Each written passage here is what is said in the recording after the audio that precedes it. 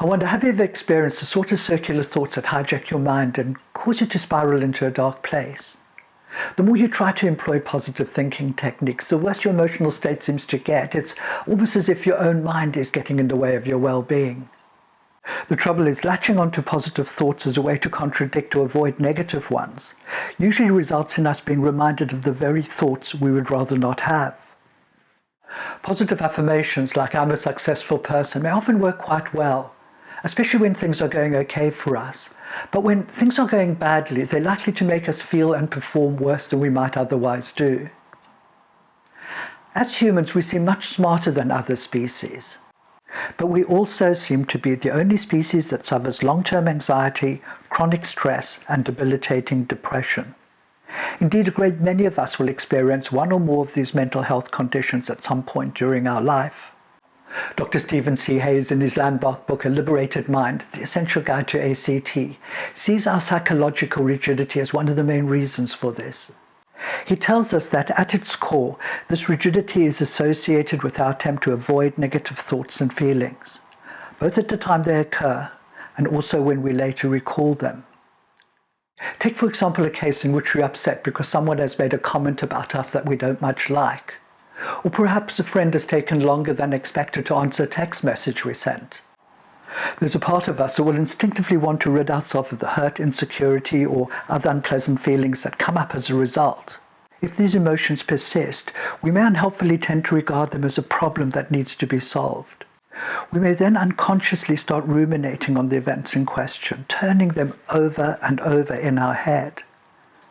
This is how, without realizing it, we can reactivate what might be an established pattern of negative thinking.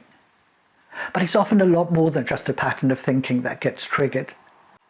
In fact, it's more likely to be a cluster of characteristic thoughts, emotions, and bodily sensations, which interact with each other through feedback loops to support an ongoing negative state of mind. And depending on the severity of our emotional state, it may well result in us feeling worthless, inadequate, or at fault for some problematic situation that would in all likelihood have come about anyway. This is the last thing we wish to experience. But of course, these unhappy states come about automatically rather than by any choice on our part.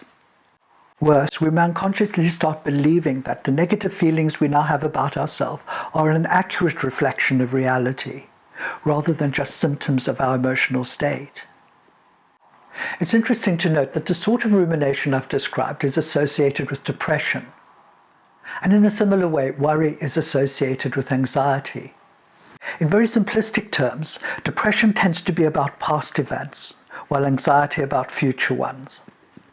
So, at those times when we experience difficulty, we might be prone to perpetuate the old mental habits of ruminating and worrying, which make our problem-solving mind feel it's doing the hard work necessary to resolve the issues in question. But it's unlikely to find a solution. This is because there's a mismatch between our automatic mental strategies of ruminating and worrying on the one hand, and the unpleasant, self-perpetuating states of mind that can result from them on the other. The truth is that it's unlikely we'll be able to simply think our way out of emotional difficulty. Applied mindfulness is the antidote to this. Firstly, it enables us to become aware of unhelpful thought patterns, which we might otherwise not notice. Secondly, it provides us with the tools needed to return to the present moment, allowing us to step out of past and future patterns of rumination and worry. As we'll see in future videos, applied mindfulness has us face into our experience of the now rather than avoid it. As counterintuitive as this approach may at first feel, there's compelling evidence to show that it is the most effective way to work with the emotional difficulties each of us will inevitably experience from time to time. Expect life to be different.